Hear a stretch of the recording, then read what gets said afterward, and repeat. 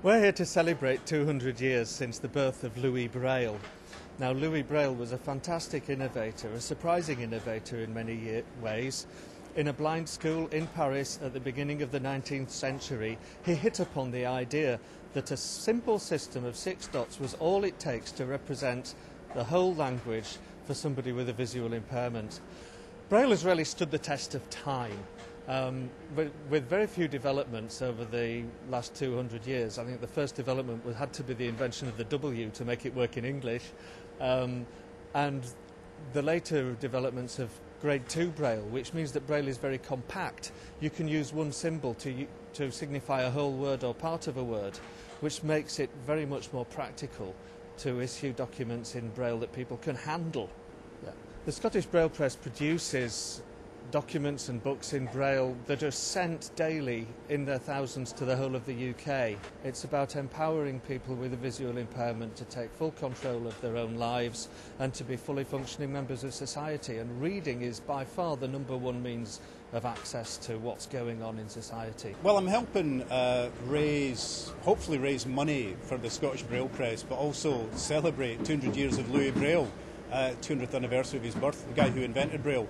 Because my youngest son Kit goes to the blind school in Edinburgh, where I'm standing just now, and although he can't use Braille, he's not got the intellectual capacity for Braille. It has meant I've met a lot of kids here at the school who do use Braille, and for whom Braille has been an extraordinary thing.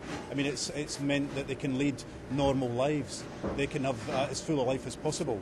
Today I'm very excited because the first book of mine to be transcribed in Braille, Death Is Not the End, is being transcribed behind me as I speak to you, and I'm going to get my hands on it later on. You can write about my books for your exams, your A-levels, your O-levels, whatever they happen to be. If blind kids are able to do that as well, then so much the better. And they can't do that with audio books. They can't do it with an audio transcription of the book. So, the more Braille books, the better. It means that the kids can have a much more closely structured syllabus that's like the syllabus every kid who's not visually impaired follows. I've become involved with the Scottish Braille Press partly because my son Kit is visually impaired. He's blind. He comes to the blind school in Edinburgh, and that's meant that I've got involved with some of the kids here. I've actually been interviewed and transcribed into Braille as I've been interviewed by some of the kids. And also because as a writer, of course, I want the widest possible readership for my books, and Braille is a way to get blind people reading my books.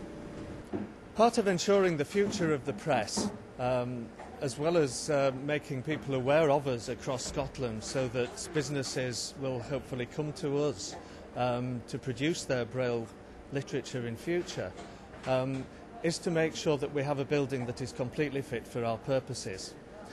As it is, the building works, but there are things that we want to do with the site to make it somewhat better, easier to access, easier to fit in the technology that we need in order to meet deadlines and meet the security requirements that our customers have.